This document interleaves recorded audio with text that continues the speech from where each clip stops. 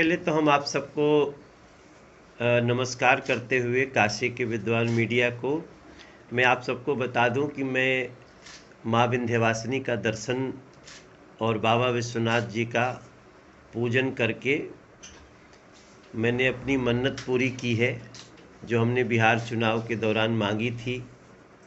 वैसे भी आप सबको पता ही है, काशी के सभी लोगों को, कि मैं कहीं भी रहूं, मेरी शक्ति स्थली माँ विंध्यवासिनी का दरबार है, माँ शीतला का दरबार है।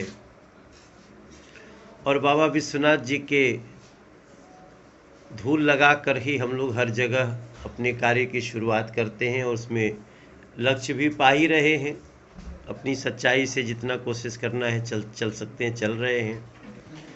तो मैंने कल माँ विंध्यवासिनी का दर्शन किया विंध्याचल जाके, और कल ही शाम लगभग 3:45 बजे हमने बाबा विश्वनाथ जी में रुद्राभिषेक भी करने का मौका मिल गया। बड़ा भव्य पूजा भइल और हम बहुत कृतज्ञ हैं कि हमारे सब माँ विंध्यवासिनी शीतला मैया की शक्ति और बाबा विश्वनाथ की कृपा से हम बिहार चुनाव जीते।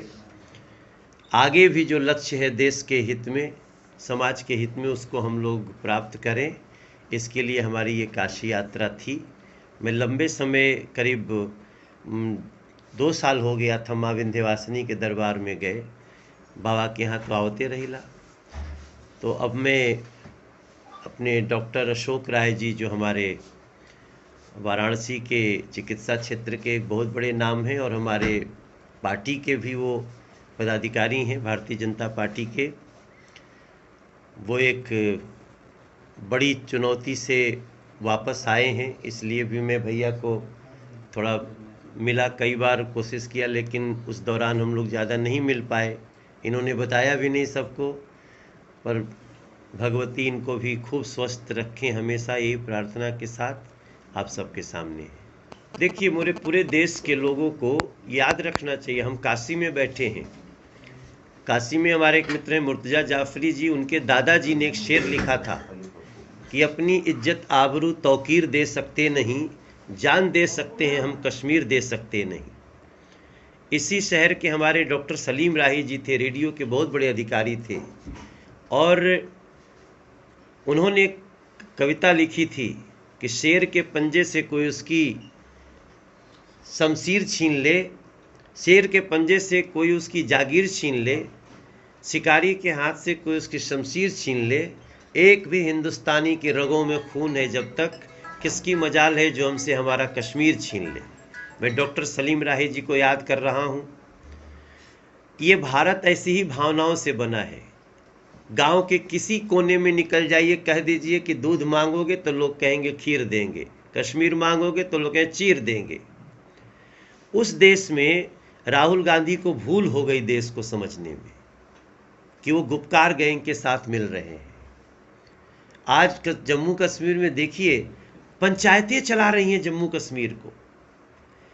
पंचायत का चुनाव लड़ने के लिए इतने वेग से और इतनी उल्लास से लोग निकले कि जम्मू कश्मीर के पंचायत के चुनाव में एक तो भारतीय जनता पार्टी की तरफ से भी बहुत लोग लड़े, लेकिन जो लोग अभी तक कब्जा किए हुए थे, चाहे वो महबूबा मुफ्ती हों, चाहे वो अब उमर अब्दुल्ला हों, चाहे उनके पिताजी हों, असल में जो अपना पेट भरने के लिए काम कर रहे थे, अब विकास की धारा, अनाज, राशन सबके पेट तक पहुंच रहा है, तो इन 4-5 लोगों के पेट में दर्द हो रहा है। ये गुपकार गैंग उन्हीं का देन है।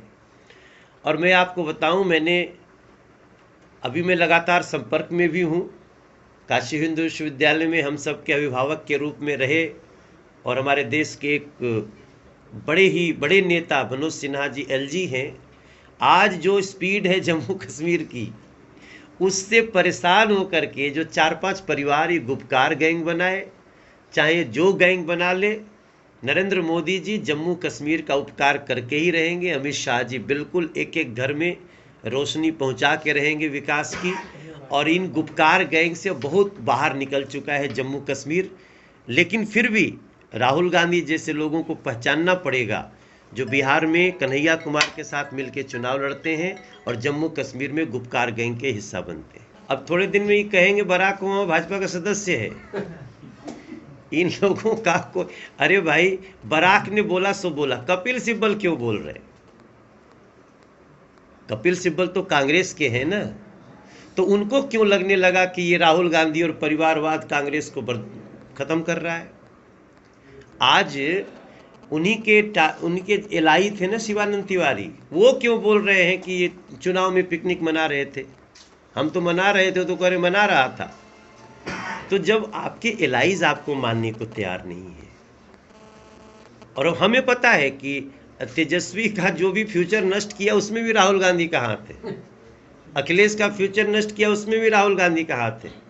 लेकिन कुल मिला के बराक क्या बोलते हैं, बराक अपने अनुभवों के बाद इतने दिन के बाद एक किताब लिखे हैं, और किताब लिखना और अपने व्यक्ति का अंतिम समय में दिया हुआ स्टेटमेंट एक समान ही होता है। बुक में जीवन भर की सच्चाई लिखे हैं। हमको तो लगता है बराक ओबामा, असल में हमको दुख हुआ जब बराक ओबामा ने राहुल को ऐसा बोला, तो हमें दुख हुआ कि देश में तो जो बेइज्जती कराओ ताड़े विदेशों में बेइज्जती करावे लगने, एक से हमने की बड़ा दिक्कत महसूस होता टे। राहुल गांधी देश के बड़े नेता हैं, कृपया देश की बेइज्जती न कराएं। देखिए, इसमें कोई दो राय नहीं है कि फिर से दिल्ली की स्थिति थोड़ी गंभीर हो रही है, लेकिन ये सब अरविंद केजरीवाल का ही किया धरा है। ये तो पहला भी जब कोरोना का अटैक था तो अरविंद केजरीवाल घर से बाहर नहीं निकले। आप भी चैनलों पे देखते होंगे, ये पूरा अपने कमरे को बंद करके और एक ठो खाली कोई आईडी लगा के, वो भी जो आईडी लगाता था वो 100 मीटर दूर खड़ा होता था, और तब जाके वो आके आदमी केवल एडवर्टीजमेंट करता था।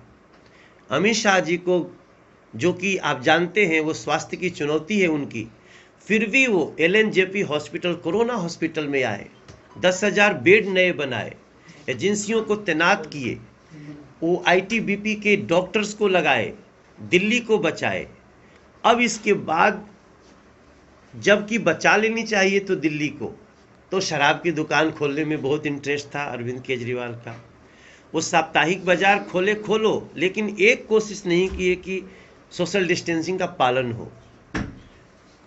तो ऐसी स्थिति में हम सबको मिलकर के दिल्ली को बचाना होगा। अमित शाह जी एक बार फिर से गृह मंत्री जी पूरी मीटिंग किए हैं, लेकिन हमें जहाँ तक समझ में आया ना कि सबकी सजगता के साथ मेन इस समय वो छठ पूजा पे अटैक कर रहे हैं अरविंद केजरीवाल। सोशल डिस्टेंसिंग में आजकल मंदिर भी खुला है, मस्जिद भी खुला है, गिरजाघर भी खुला है, साप्ताहिक बाजार भी खुला है, शराब की दुकान भी खुली है, लेकिन छठ नहीं खुलेगा। छठ का त्यौहार बैन रहेगा दिल्ली में। ये कुछ उनकी साजिश है, थोड़ा वो उत्तर प्रदेश बिहार के लोगों से और ख़ासतौर से अभी बिहार की जीत हार से थोड़ा नाराज हैं, इसलिए छठ पे आरोप अपना पूरा अटैक किए हैं। मेरी प्रार्थना है अरविंद केजरीवाल जी ऐसा मत करो। सोशल डिस्टेंसिंग सबसे ज़्यादा छठ के लोग ही करते हैं।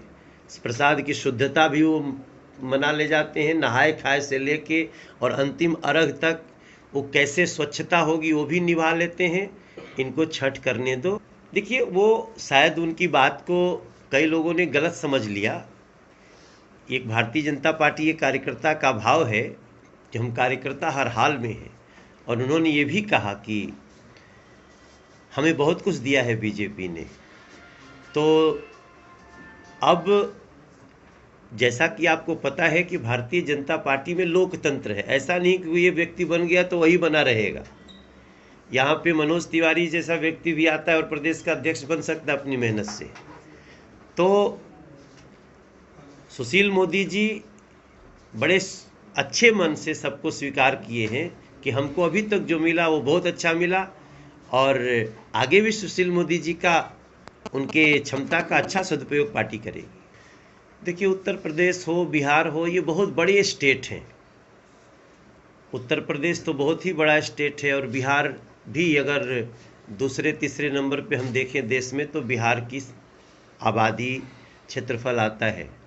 तो इसलिए डिप्टी CM रखने का प्रावधान है। और बिहार में बड़ी खास बात ये हुई है कि बिहार की महिलाओं ने, माताओं बहनों ने एनडीए को विजय दिलाई है। सारे लोगों का सहयोग है, लेकिन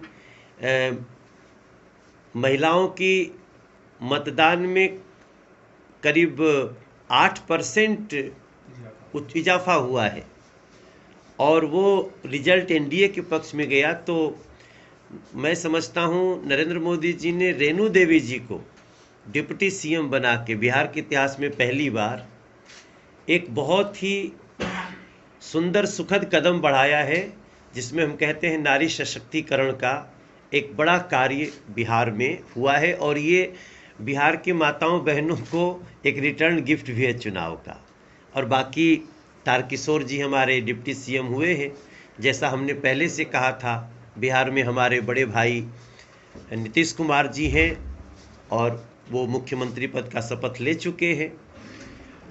ये जो 5 वर्ष है वो आत्मनिर्भर भारत में आत्मनिर्भर बिहार की कल्पना के साथ हम लोग साकार करने वाले हैं। और हमारी चुनौती जो है कि हर हाथ को काम हो, वो हम करके रहेंगे 5 वर्षों में, ऐसा हमारा लक्ष्य है।